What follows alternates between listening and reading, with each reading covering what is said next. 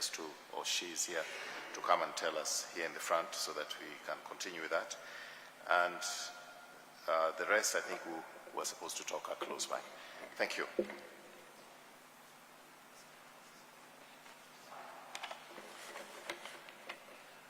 On behalf of our departed friend, colleague, mentor, teacher, I stand here to read just one or two sentences about George as a friend. As friends, we shared many common beliefs and values. Toil and not ask for any rest. Labor and not ask for any reward. For at the end of the day, the Lord shall tell you, well done. Both of us cherished hard work and loyalty to authority. As a mentor, he enabled growth of knowledge and ideas. He enabled knowing what was not and what was wanted. He was credible, a positive role model, genuinely interested in his mentees as an individual, and shared experiences and insight. He had a commanding stature. He exuded power and authority. His presence would be felt, and his friends too would know what is expected at any occasion. He made friends feel that there is something worthwhile in them. Think only of the best, to work only for the best, and to expect only the best. As a colleague, he expected no mediocrity. His assigned responsibilities to be done were to be done the way he would have wanted to do it himself.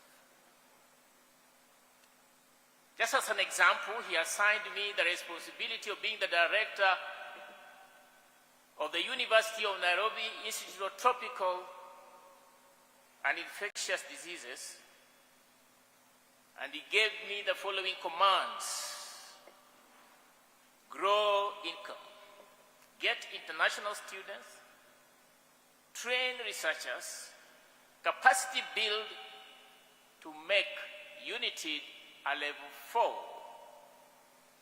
institution. In biosafety and biosecurity.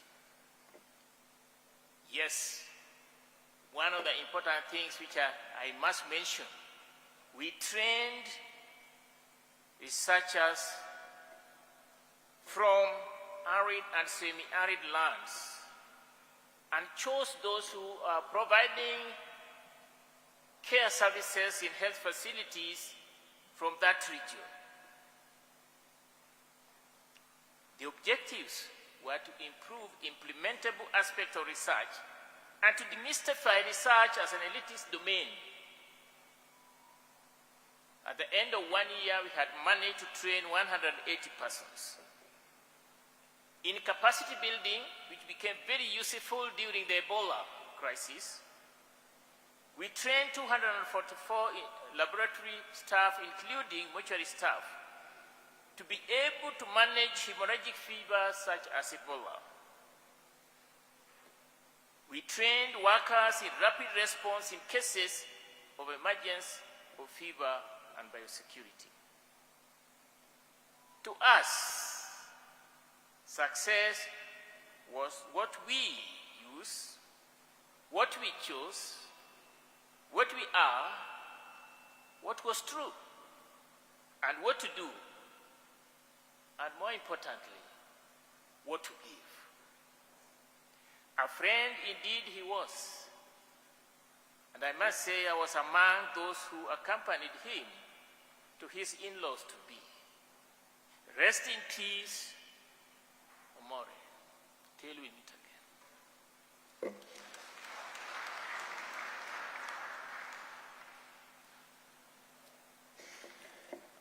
Thank you. Yesterday, at the residence of Professor Magoha, it was hosted by members of his profession, and the master of ceremony was Dr. Aloch, and he made all kinds of jokes, and it was at the expense of politicians like myself, how we have not gone to school, we cannot read speeches, and those sort of things. So I want to give him a chance now to prove his prowess in an area where he was, criticizing us. And I also have requested him that there must be several doctors who are here that we have not acknowledged. And he has reminded me that you've only acknowledged politicians. Where are the doctors? And since there's a Swahili saying which says that when you're still giving birth, you don't disrespect the midwives. So I don't know when I'll next be at his clinic or when I'm on a table when he's a surgeon. So most respectfully, sir, I ask you to acknowledge the doctors and tell them that it's not out of slighting them that I had not mentioned them. Thank you. God is good, and all the time, the clergy, the family of Magoha, all protocol observed. But I'm going to break the protocol a little. I'm going to request you to have a 10-second medical or biological break, and also in honor of Magoha to stand up for 10 seconds and stretch yourself. Thank you very much. And I'm sure now you're awake to listen to me speaking. You may sit down. It's important that you listen to me. Okay, thank you. I'm here to present a very important constituency. I represent the doctor. It's important to note that Barbara and Mike are also doctors. And I represent very important doctors. I can't mention them because there are very many. And more important, probably this morning, I'm the most important speaker because I'm especially anointed. I'm representing the doctors, but I also come from game, and which is a very important, the only location you can find in English dictionary. The only interest, the only important verse that has never been included in the Bible is do as I say, not as I do. So yesterday I told people not to read their speeches.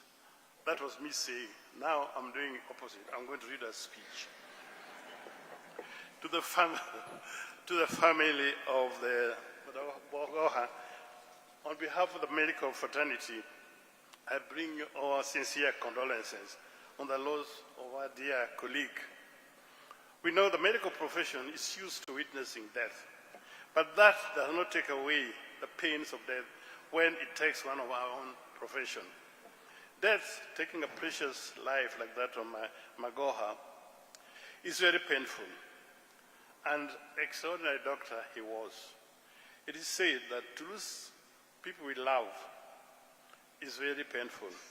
And though we say that we cannot lose love because death cannot touch love.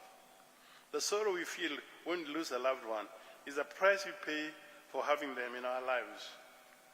Magoha was a man of good heart, cared about friends and family. He contributed to the development of every single person he met on his path. He mentored many and sowed the seed of greatness in many things. He was an inspiration to many people.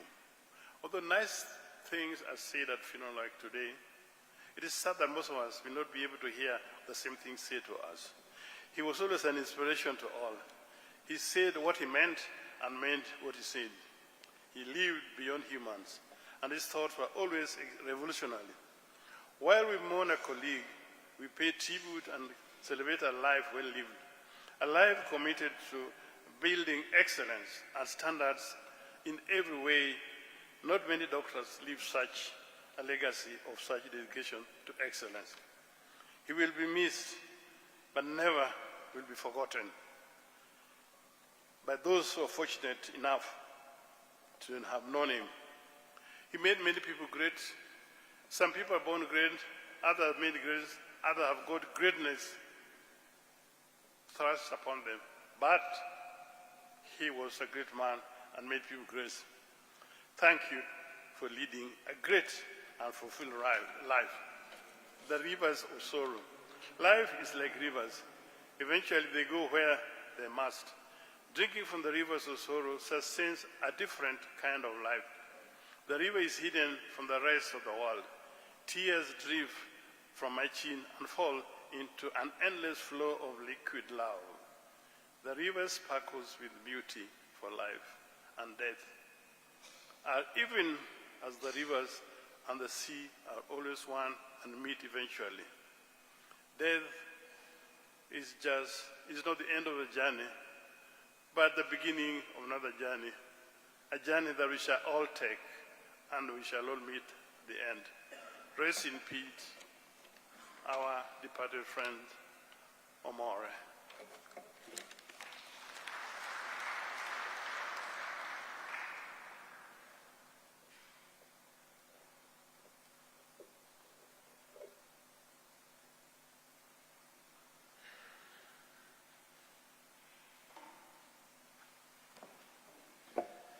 Thank you, Dr. He speaks so well, he should have been in politics, but I think you're more useful in your calling.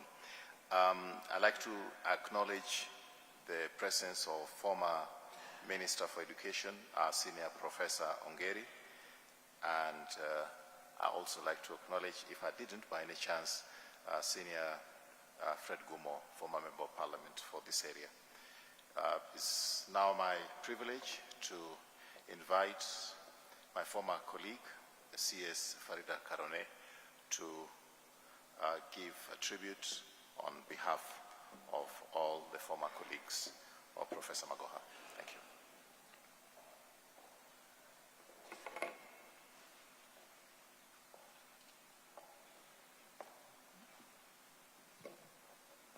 Thank you, Raphael.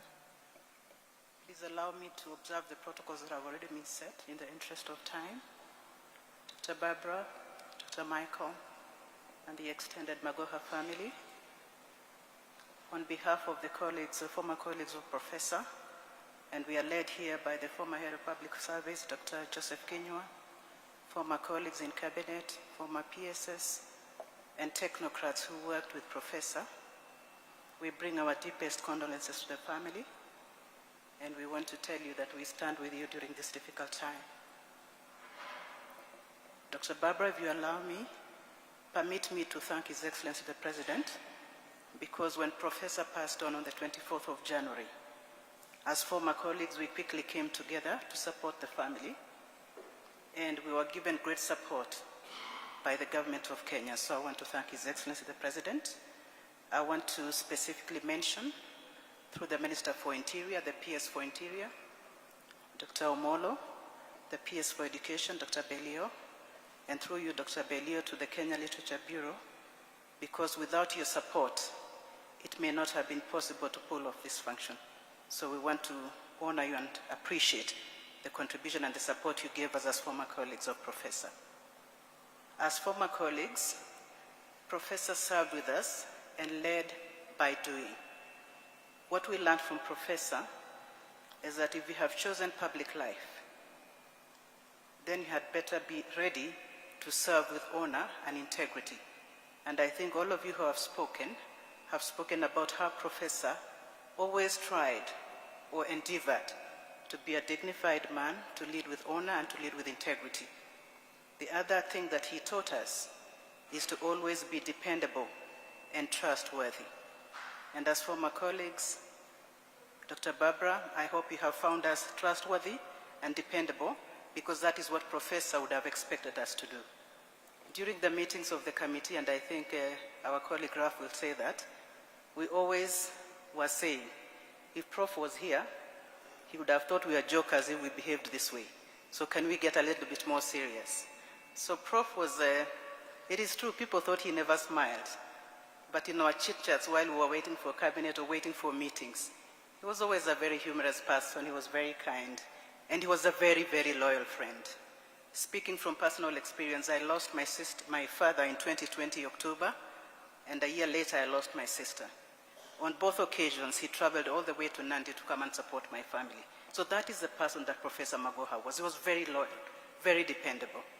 So as we mourn him, if he leaves anything behind, those of us in public service, if you can just be what he was, this country will change like you can't believe it. The other thing, apart from the integrity, the efficiency and effectiveness that Nick spoke about, this is a man that you could not fault. He would be very rough on you, by the way, once he lost his title. And I thought he was going to beat me up. You know, he was a very heavily built man. Then he came and told me, Farida, how can I lose my title and you're the Minister for Lands? Because we were very good friends. I asked him, Prof, can you calm down? What do you mean you lost your title? Then he said that he had gone to City Hall and found that somebody had changed his title into his name. So I told him, relax.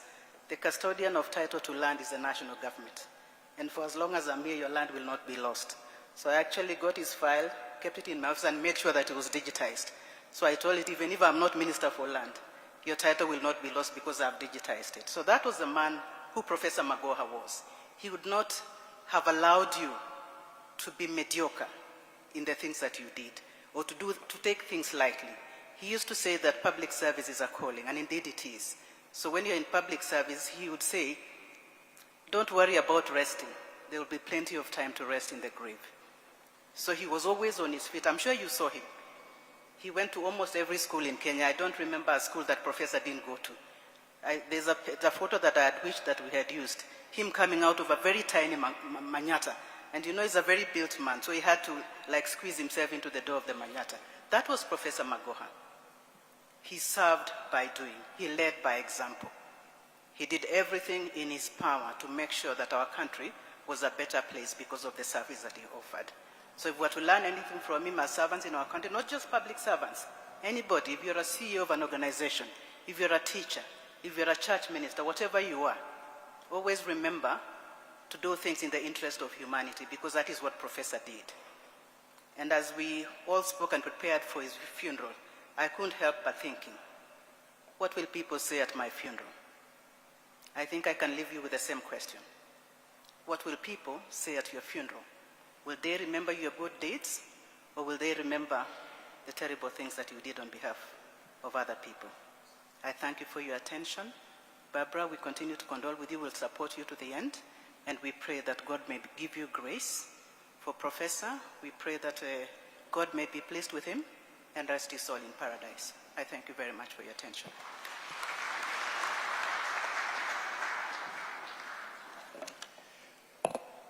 Thank you very much, my sister. There's the representative of the Embassy of Mali who has got a message, and I would like you to please come now so that then you can present your message. And I'd like to confirm if there's a representative from the Embassy of Nigeria. The Embassy of Nigeria. Is there a representation here? Thank you.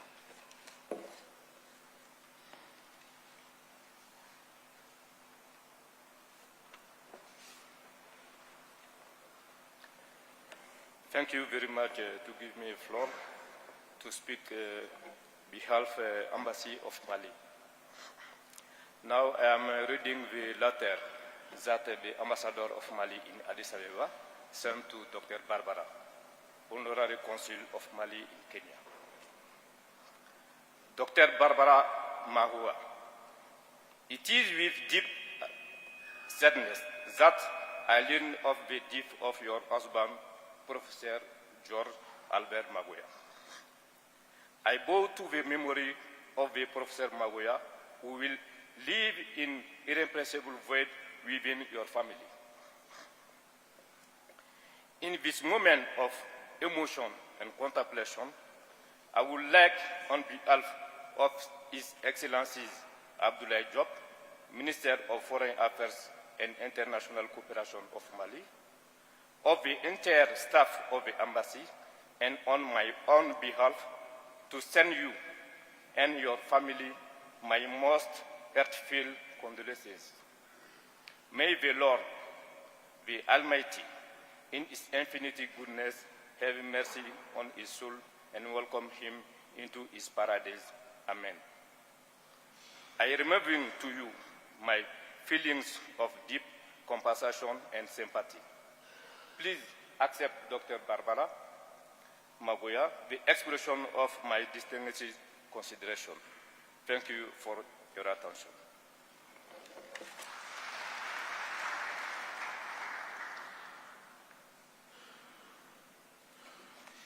It's very gratifying to see former ministers of education in this country who are able to make it come, and I've just been told that the Honorable Olo Aringo, who was also former Minister of Education, is in our presence. Thank you for coming. Before we go to the side of the government, which we have a special tribute to give to, the Member of Parliament for Game is actually listed to talk in Game. But being the Member of Parliament for Game, and I'm going to Game tomorrow, I just want to be in his good books. So I'm going to ask him, please say one word to welcome the people to Game, where Professor Magoha comes from. And on the same vein, I want to thank him for his personal assistance. Beyond being a Member of Parliament for Game, he has been very supportive to us. God is good, and all the time. To the family of the great Magoha, to Auntie Barbara and Dr. Mike, I'm here to eulogize your loving one, Professor Magoha. Sometimes, when I was looking at Professor Magoha, I was wondering whether those who have gone to school, the professors who are here, have been able to do research on the correlation between management competence and somebody who has studied medicine. Because my little perception has always been that those who study medicine are better in the hospital. But Magoha proved it otherwise. That is an enigma in management competence. So we'll miss him for his brevity, for his forthrightness, for his firmness. I remember one day, one of the MPs from Sierra had a bit of argument with him. So he called me and asked me, Elisha, how do you do these things? This colleague of yours wants me to go to jail. He wants me to do something I can't do. Incidentally, this gentleman had gone with some Chinese to Professor Magoha's office, looking for tender.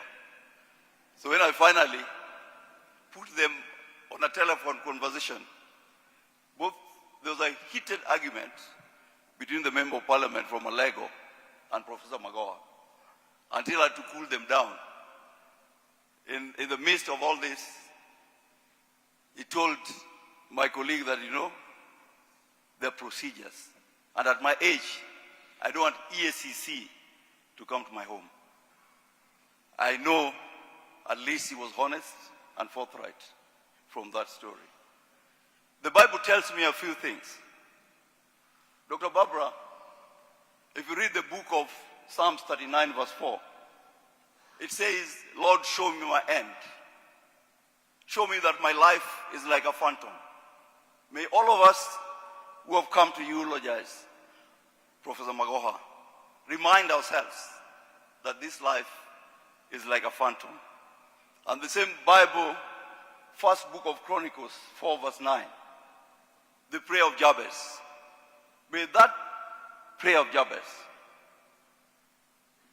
take care of your home May the Lord protect you, expand your territory, you and Michael. And I know that for sure, the law that takes care of widows, as put in Revelation 21 verse 3, will wipe your tears. May the good Lord that I worship rest Professor Saul in eternal peace. Buenos Dias, now that you are here, convey our heartfelt, convey our message to the President that we are grateful for the support he has given us. And the peers of Molo, Raymond, I'm very grateful, and you and Owalo, you have walked this journey with us. And for all of you, I welcome you to game. Don't carry stones, because if you throw a stone, it could land on the head of a professor. Thank you.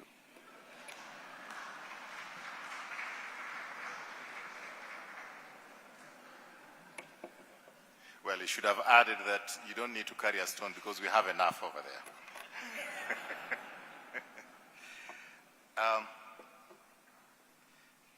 Just to take the cue from where Honorable Member of Parliament has left us, I know we're going to have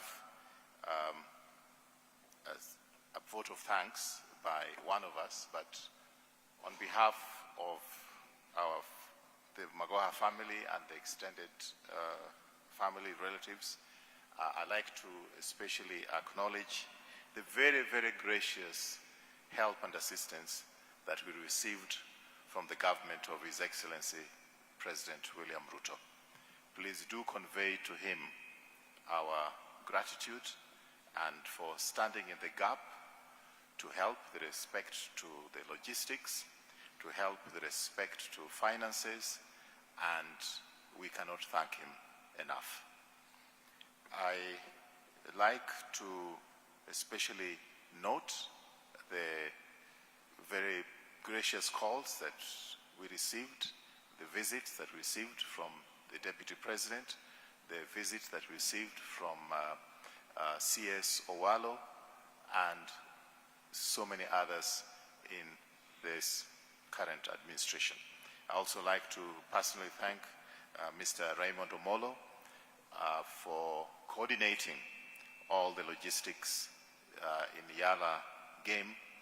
We have monitored, and we are grateful to the provincial administration that come under you that have done their bit. By the same token, I like to be able to acknowledge very, very generous support that was extended to us by the fourth president, President Uhuru Kenyatta. He took a personal interest. He actually did come to the residence of the Magoha'S, and he made substantial financial contributions towards this funeral. I also like to acknowledge the fact that our former cabinet colleagues and present members of the cabinet made financial contributions towards this funeral, and we really don't take it for granted. We thank you, thank you, thank you most sincerely, sirs. Now it's my duty. I don't know if the Embassy of Nigeria is represented as was anticipated. I've not heard from them, so we can proceed.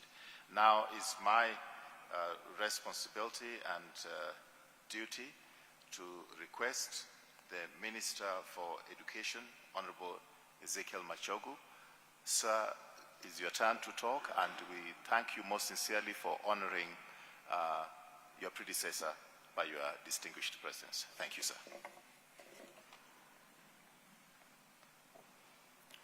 Thank you very much, MC, Your Grace, the Archbishop, the family, Dr. Barbara and Michael Magoha, and all of us. Before I make my statement, I want to acknowledge my colleagues who are here. We have the CS National Treasury, Professor Juguna Ndungu, please stand. And we also have my friend Erio Dowaro, who is going to make a statement on behalf of the Kenya government. Please stand. We have several permanent secretaries with us here, and I want to request in a second Brother Moro to come and introduce the principal secretaries who are here in 1 minute before I proceed.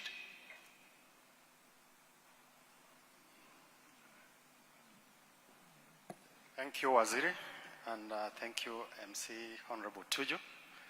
To the family of Professor Dr. Barbara and Dr. Michael and the extended family, first of all, receive my sincere condolences and best wishes as you go through the last journey of Professor. Mine is very simple. I'm Raymond Omolo, the Principal Secretary in charge of National Security, Internal Security and National Administration.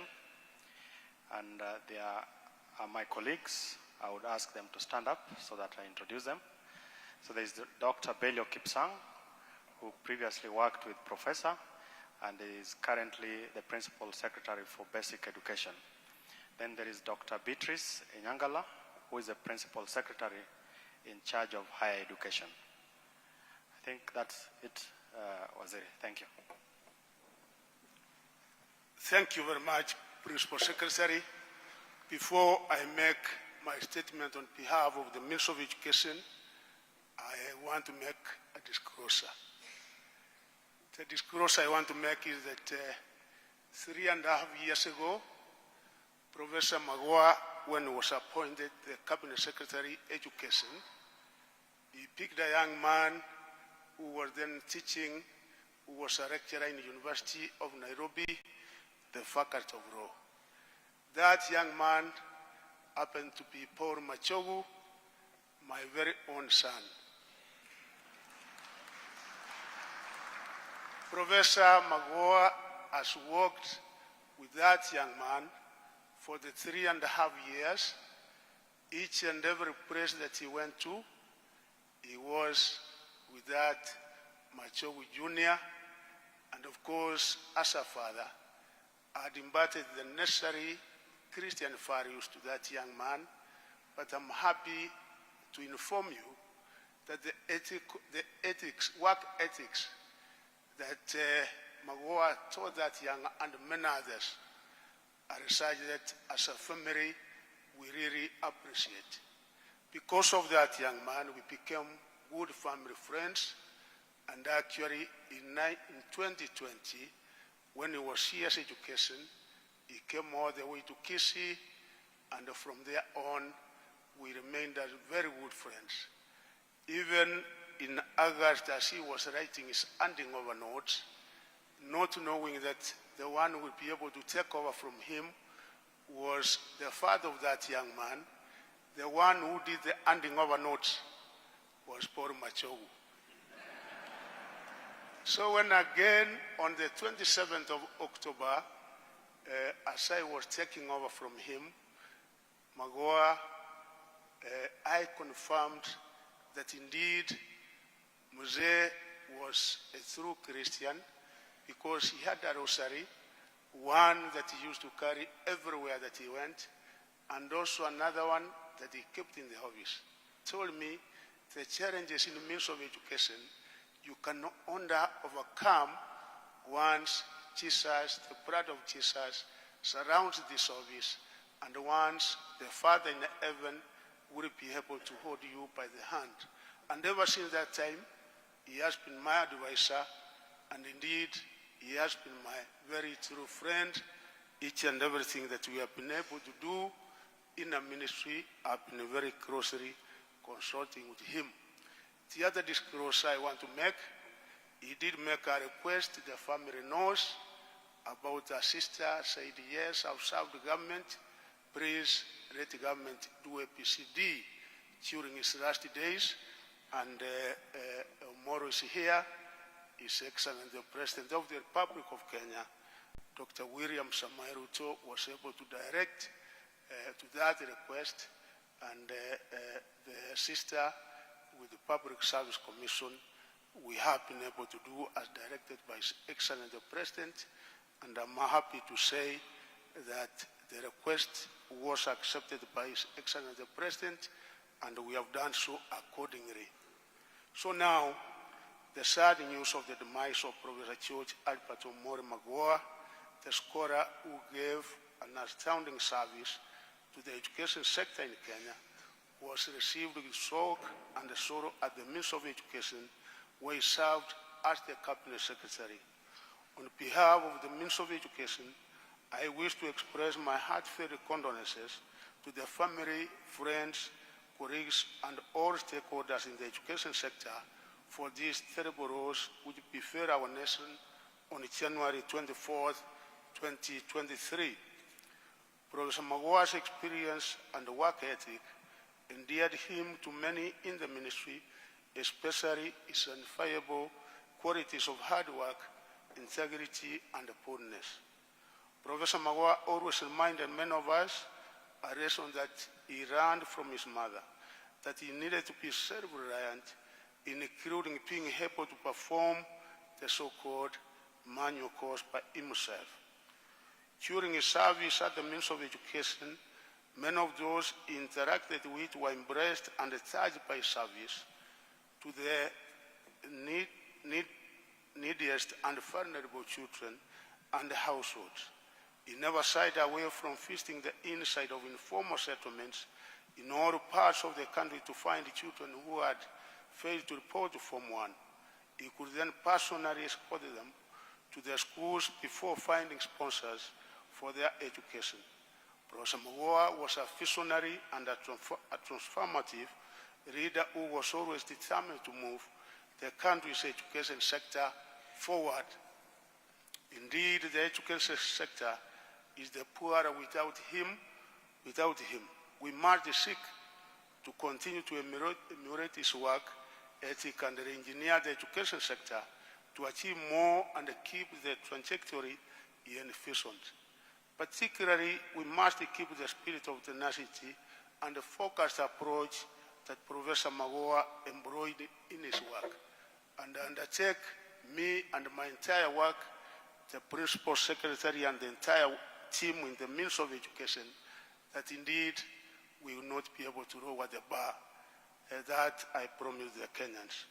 To the family, Dr. Papura Magoha, son Dr. Michael Magoha, the extended family, friends, colleagues, and peers, we must remember that those we have held in our arms for a little while, we hold in our hearts forever.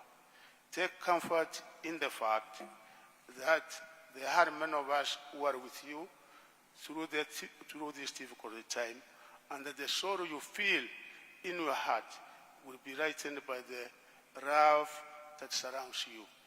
May God Almighty let the soul of Professor George Albert Omori Magoha in eternal peace.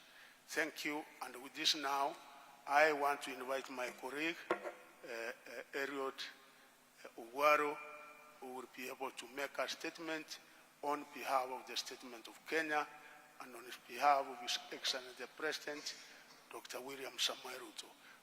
Doctor, my friend, welcome. Thank you.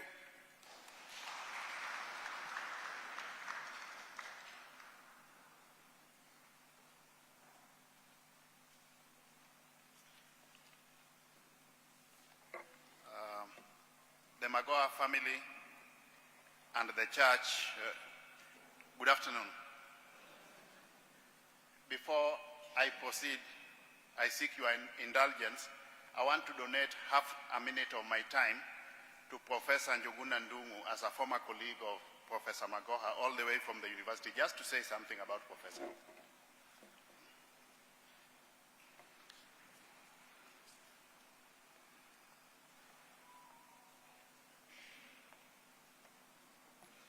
Thank you very much, CS Owaro. God is good, and all the time. Thank you very much. I just said I need to say a word because I come a long way with the family of Professor Magoha, the late Professor Magoha.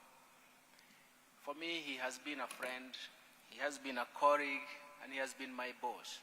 So I think I combine so many aspects.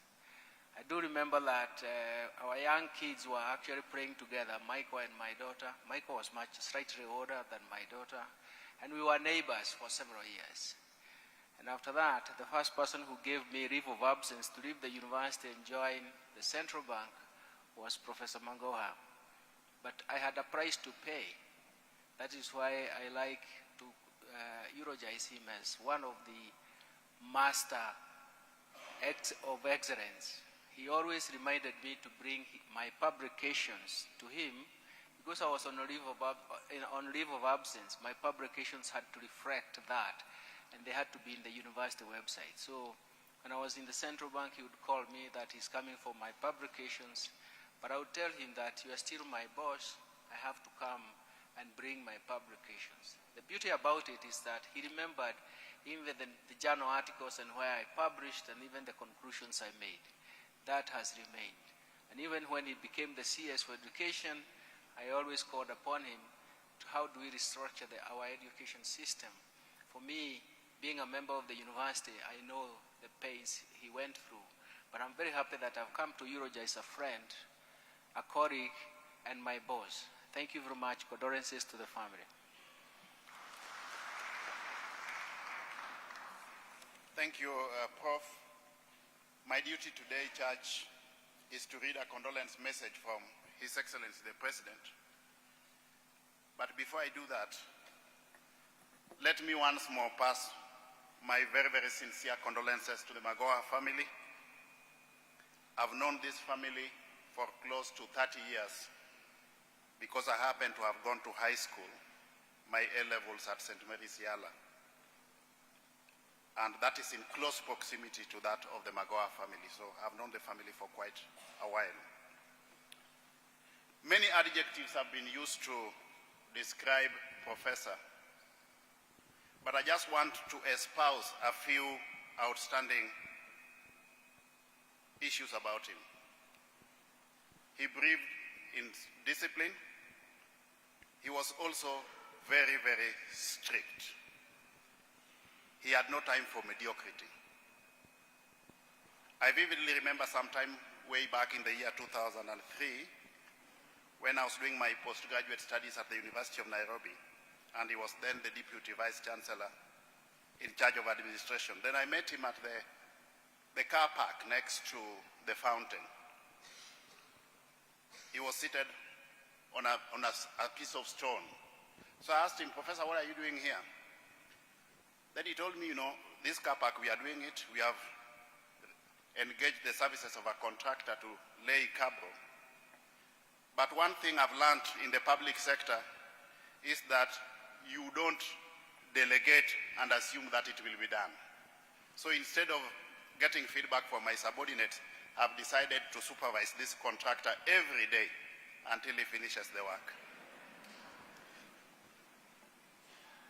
That was Professor Magoha for you. He believed in results, and he carried that to other facets of his life.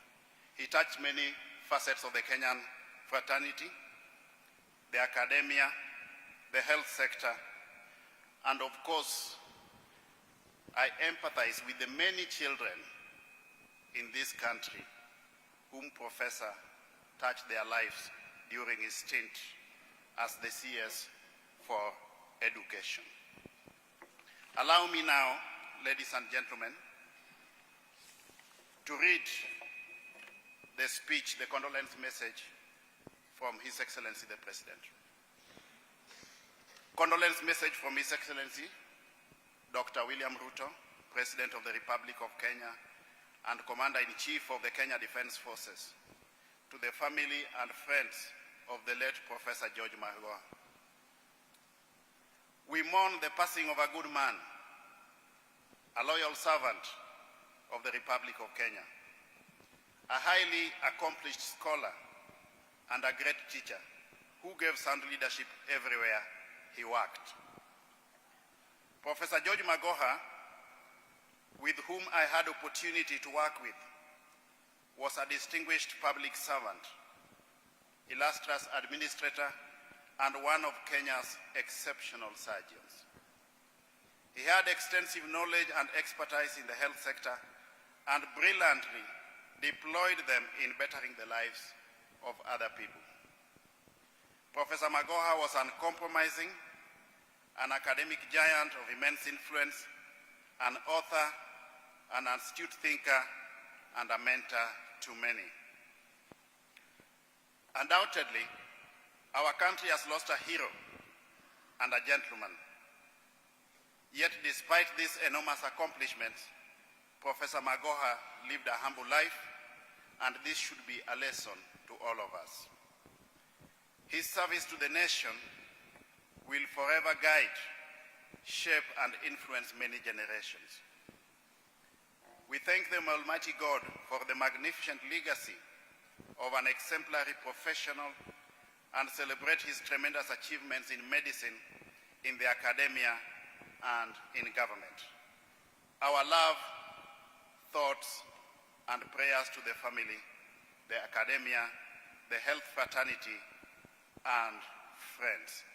May the Almighty Lord rest Professor George Magoha'S soul in eternal peace. William Samoe Ruto, PhD, CGH, dated this day in Nairobi. Thank you.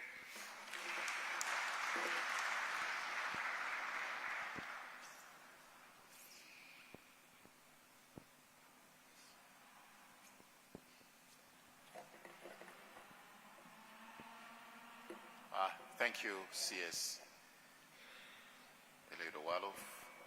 And I'd like to now take this opportunity to go to the family, and only two members of the family will be talking today because senior brother John Obade was not able to travel to Nairobi, but he will be at home in Siaya. So it's now my privilege to ask our son, Dr. Michael Magoha, to come and make his remarks.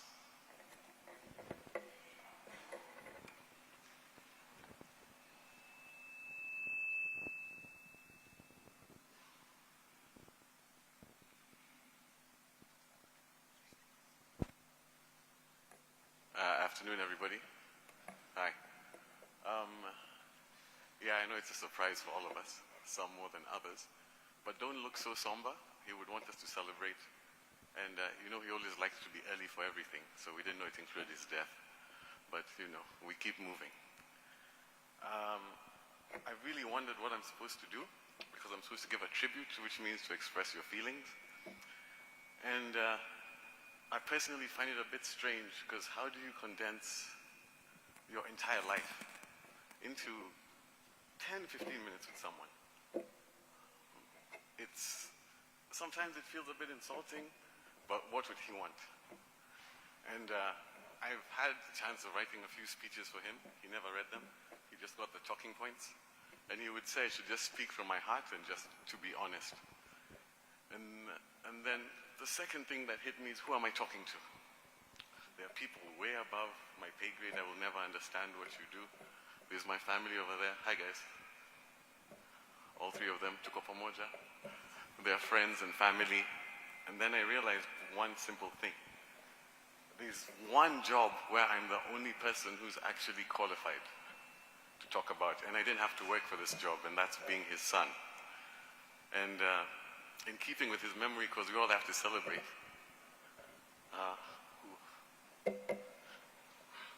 Don't worry, relax. I'll explain what it meant to be his son. A couple of things people don't realize. All through my life, if I ever needed my dad, don't worry, I'm okay. He would want me to do this alone. He was available. It didn't matter if he was a surgeon, if he was a cabinet secretary. And that's because he believed in family. And it was always the same.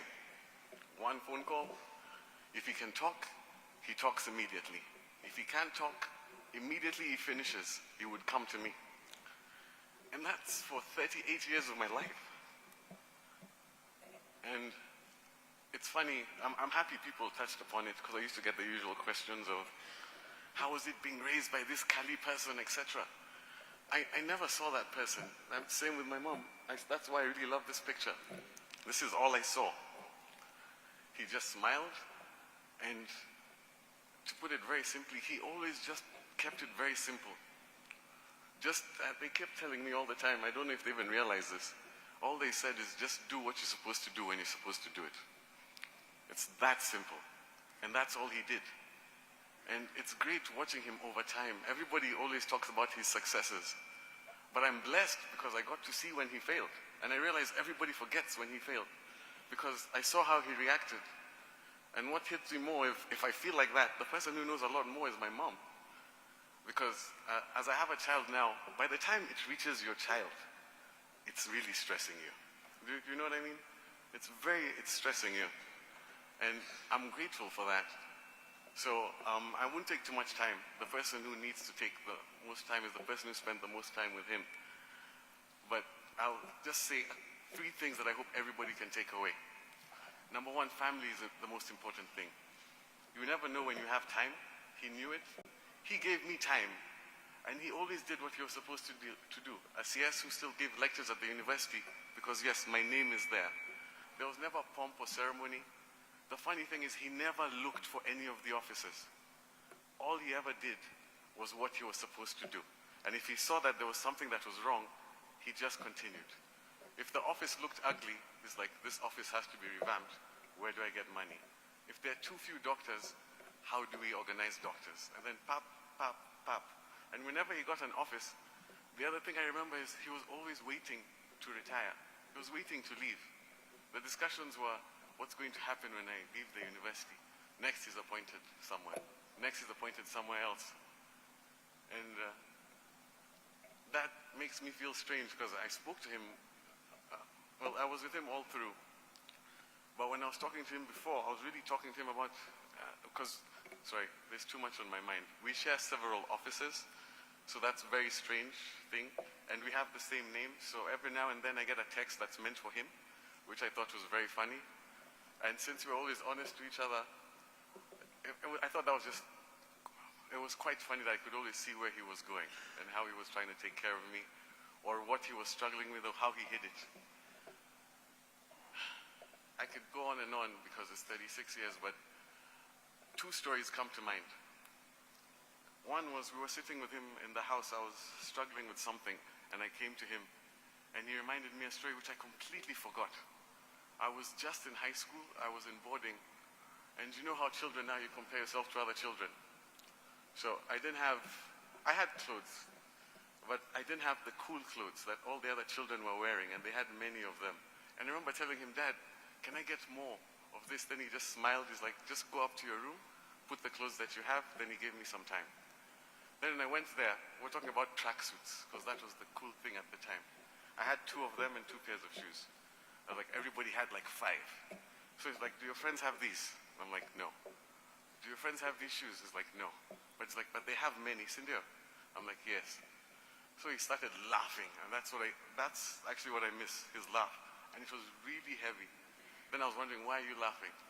And then he said, what you do is tomorrow, you go to school, you tell all those friends have all those clothes, ask them why they're wasting so much money buying so many clothes, that they should look to you only has 2 that are lasting for this long, and you go and tell them this exact thing. I'm sorry that you have to do so much for other people, but look at me, I'm the standard. So if you have these, then you're okay. So those are the small things I think about. He made me realize, stop comparing, just do what you're supposed to do when you're supposed to do it. It's that simple. Everybody makes it seem so hard. But if you tell somebody the truth, they won't be happy. But if you're doing it properly, that's it. Trust in God. The same quote that's in one of our desks, for the Lord did not give us a spirit of fear, but of faith, hope, love, and sound mind. And that's what my dad is. He was always hope. And that will continue. I think, like I keep saying, I can just keep on going. But the last one, this one goes to everybody. Towards the end, one quick note, I have to say this for the doctors. How many professors do you know that most of their mentees are professors? You know, it's a small thing. If you're in medicine, you know exactly what I'm talking about. Those are the people who came to support and help me. Always his mentees, he spent time with them. Every one of them has an individual relationship, a lunch, a coffee, a phone call, a funeral, a wedding. And that's what impresses me, because that takes time. It takes time to be human and spend time with people. That's one thing we're all missing. So forget pomp, ceremony, anything, spend time with people. That's what he would want you to remember. Talk to the person next to you. Find out what's going on with their children. Just spend time with them. And he kept telling me this thing. If there's somebody behind you, somebody stands behind you, what do? You protect them. If somebody stands beside you, regardless of what they believe, their creed, their politics, anything, if they have decided to stand beside you, you respect them. It's literally that simple. And the last one, which he told me, if anybody stands in front of you to push you back, then it's fine. You smile and you look at the people beside you and behind you and you show them the strength that you have now. So with that and you trust in God, you'll be okay. So if we all do that, I think we can all be better. We can honor his memory. It's good he did all of those things, but he only reached there because he kept it simple. Do what you're supposed to do when you're supposed to do it. Thank all of you for coming to spend time and see my dad rest and spend time with the family. We'll still be here. Hopefully we'll become friends. Regardless of wherever you are still who you are. So God bless you all. Thank you.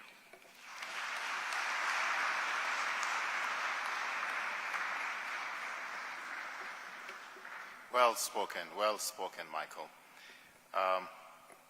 We're coming to the end now, and Dr.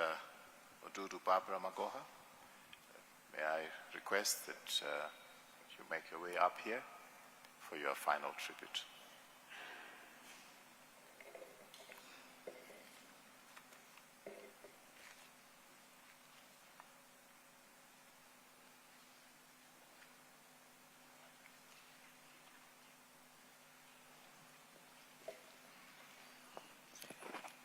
Good afternoon, everybody. Today, a vision of 1980 has finally come true. It is a vision about my two parents, my father's two friends, and my father-in-law. And this is what took place. My husband, George Magoha, came to Nigeria in 1972. I had a scholarship the same year before finishing O-level to study medicine. My father disapproved of me applying for that scholarship. He told me I was blocking the poor. A few months after, my father passed on in 1973. I had to get that scholarship guaranteed by his friend. That's the number one friend he had. When my mom went there, the man said, I needed to see your daughter before I can guarantee the scholarship. When we went there with my mom, he took a look at me and said, and gave my mom a dressing down of the century. He said, this one will never come back to this country. Why do you want the government to imprison me? My mom went to the office crying, and a junior officer guaranteed. And he said, by the time she finishes, I would have retired or been dead, so they can't get me to repay this money. I never knew why I never traveled out of the country, because it was a full scholarship up to this day. Everybody knows that my husband was supposed to go to Zambia to do medicine. But at the last minute, he came to Lagos. We met, and after 1 month, as I said, he started telling people we are getting married. We settled that. Then I went to my mom. I said, this is the man I want to marry. And my mom said, you give me some time. I'll talk to you.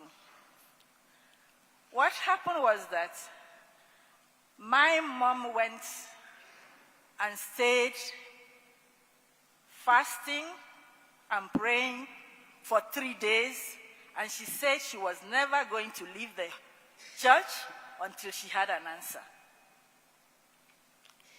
On the third night, my mom had a vision in 1980 that George Albert Omore Magoha was destined to be a great man, and that he needed me, and she had to allow me to get married to him.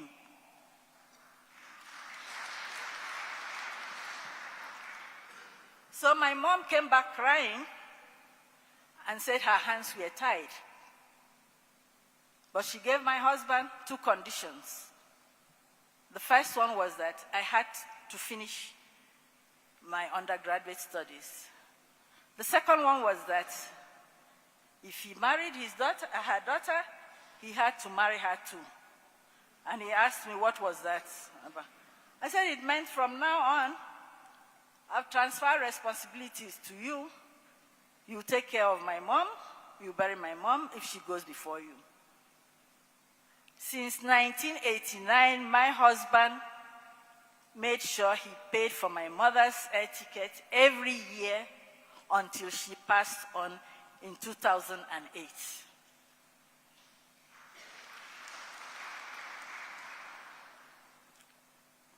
My mom became a spiritual godmother to my husband. And that is why when my mom passed on, my husband thought his life was over. When the promotion started, each time my mom came, he said, not yet, still more coming, every year. Until she passed on, she kept on telling him, still more coming, still more coming. And everything she said came to pass. With all that has happened, I believe my mom's vision has finally come true 43 years after. The second friend of my father was a urologist. He made sure my husband was a urologist. Professor Mposon from the University of Ibadan. Will you call that destiny? Will you call the way we met? And the fact that my father-in-law, my late father-in-law, moved us from the ancestral home to Umiru. Things just don't happen. He settled us.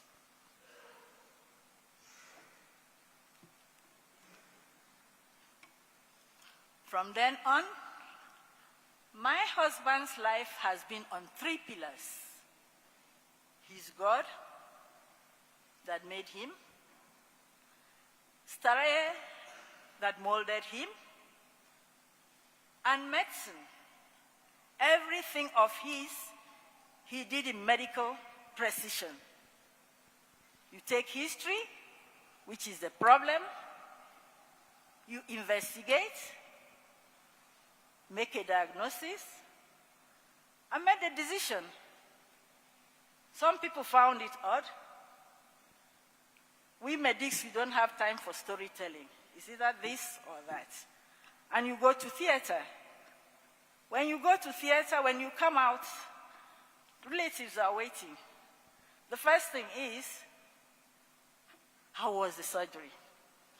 Among those relatives, there are people who wish the operation never succeeded because they had their own timetable. And then there are those who are truly happy that the operation succeeded. So all the things my husband did, it was like having dinner with the devil.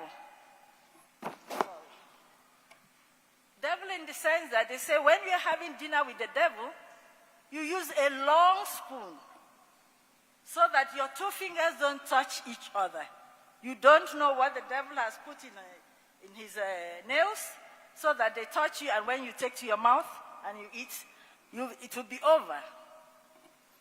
So in the morning, When the devil is calling you to find out if you are dead, he asks you, your voice has changed, just to make sure that you are the same one. And you answer back and say, no, it is that nice food of yours that has made my voice to change. Thank you very much for making me have such a good meal with you. So he always prepared for the battle. That's why they say he was obsessed with success. Because each time you pass one battlefield, you prepared for the other. After all, life itself is battle. I'll never complain. I had him for 40 years. I'll be very ungrateful if I did that. There are people who have had marriages of lesser years. I thank God, and I have accepted. We were a team. He looked over my back, and I looked over his. In marriage, we all know there's nothing like 50-50. There's always one person sacrificing more than the other. It could be 40, 70, but everything just came to 100. We understood that. And as a couple, we worked through that. The fact that a vision was made did not mean that everything was going to be smooth. He was not perfect, neither was I. Neither did we have a perfect relationship. But we worked through it, knowing that marriage is about 80-20.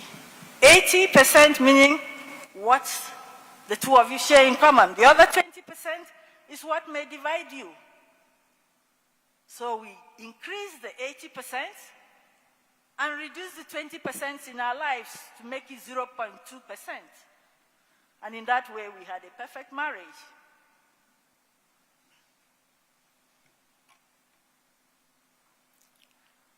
My husband did surgery up to the end. 2 hours, I turned from Mrs. to a widow. He was okay. He was not sick. We talked. He went on the day of, on the 24th of January. He went out, bought things to buy things for the late brother's funeral. At 2 o'clock, he told me he was chesty. I told him to rest, due to the stress, that he should rest. At 2:30, he asked me for a cough mixture, and I just pointed to him, my own cough mixture. I pointed to him and walked away because I was ironing to go to work. And one thing I liked about my husband is that he allowed me to grow. So my professional career was something of importance to him. So I ironed to go to work. While ironing, I heard him calling me in a stressful voice. When I went, I found out that he had collapsed and his head was almost knocking on the wall. I put my hand to the wall, and then his tongue was coming out, and I pressed down the tongue for some fresh air.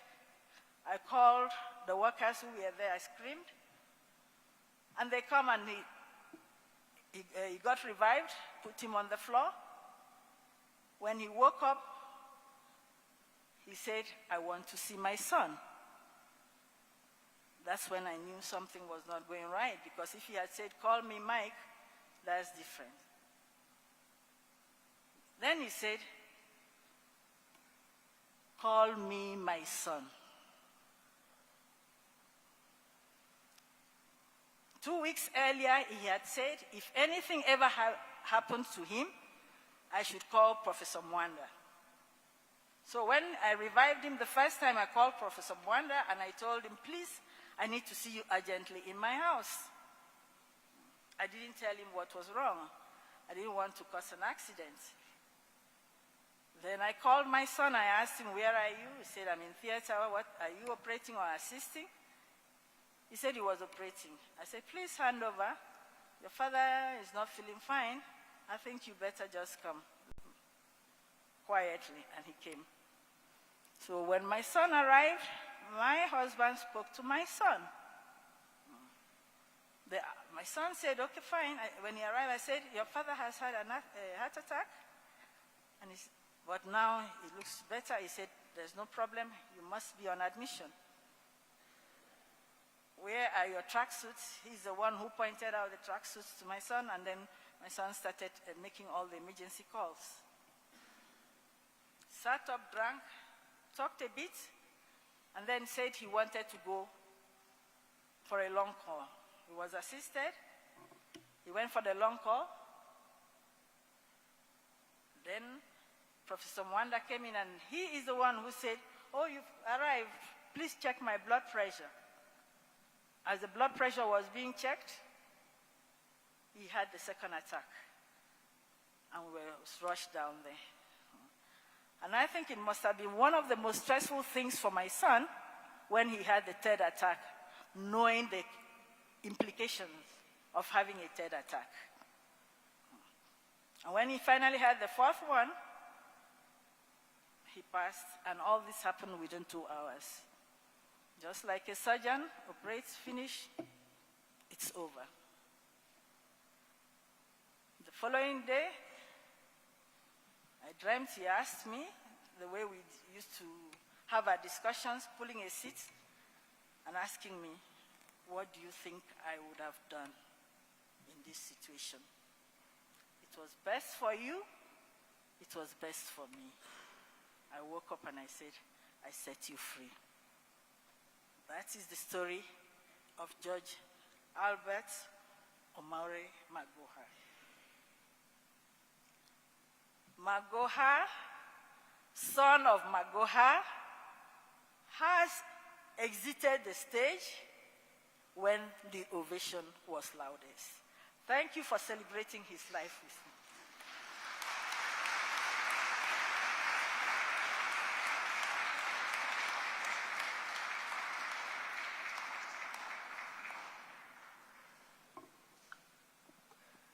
Thank you very much, my sister, for being strong in the midst of so much turmoil. We come to the end now. After this, there will be viewing of the body. There's a tent which has been set aside for that. And I'd like to request that as you file out, if you wish to go and view the body, you'll be guided by a team of ushers who are out there to do that function. Let me now request Dr. David Gidanga, I don't know if he's here, to give the vote of thanks, and immediately after giving the vote of thanks, we'll hand the program back to the church. Thank you very much.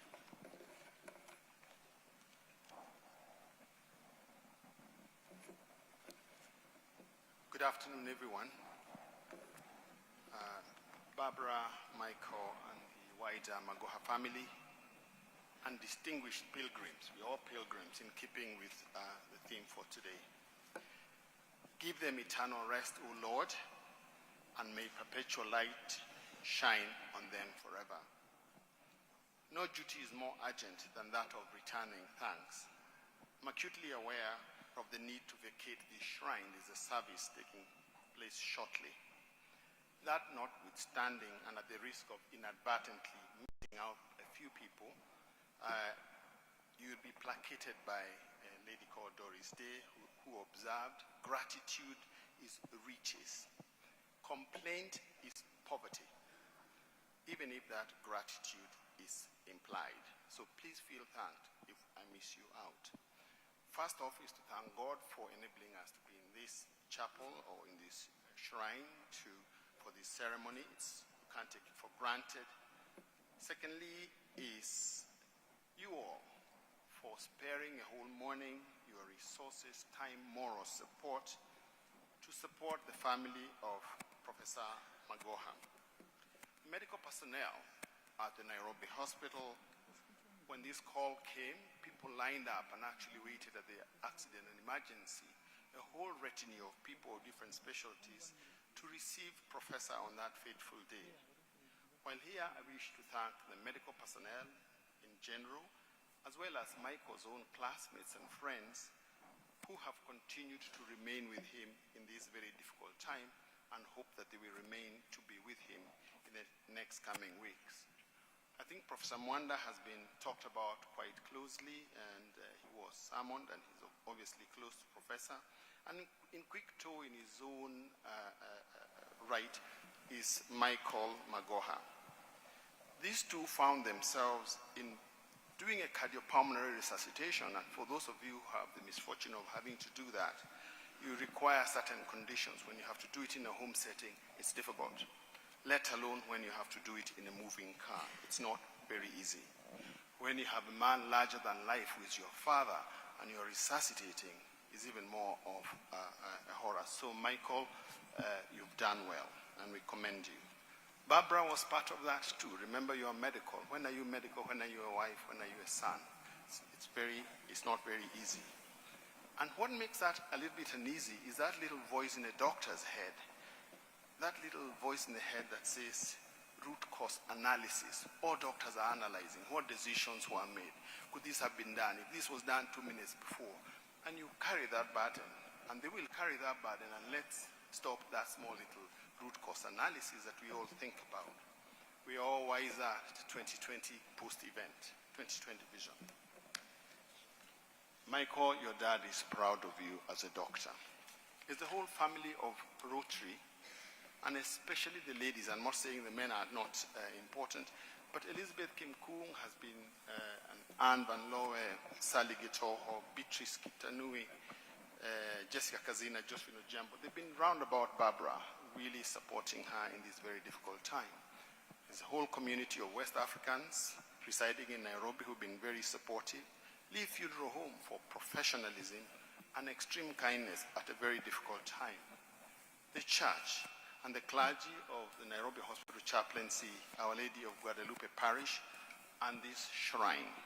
Of special mention today is our main celebrant of this Requiem service, our Bishop, Most Reverend Philip Anyolo, who is the Archbishop of Nairobi, like you will know, and is supporting ministers. The administration has been here and has been thanked, led by Permanent Secretary Raymond Omolo, who continue to facilitate movements and security here and at home. We thank you. National Police Service did a wonderful job yesterday as traffic marshals, as all this carnival went across the city. We thank you. A self-improvement writer, Melody Beatty, said, "Gratitude unlocks the fullness of life. It turns what we have into enough and more. It turns denial into acceptance, heals order and clarity."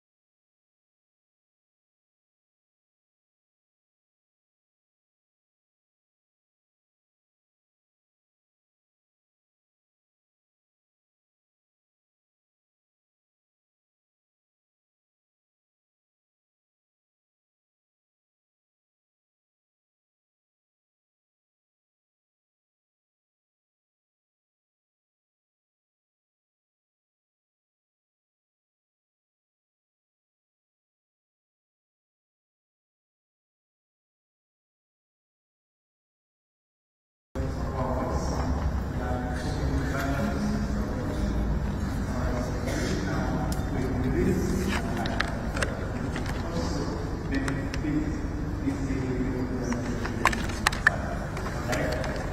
confidence, but it's about having it was East Africa here, and then about this confidence, we go to the last part of the lessons.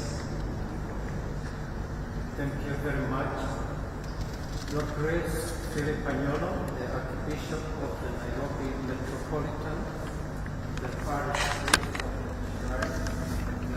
here, the Dr. Barbara Prof and Dr. Michael, family, the government leaders, family members, friends,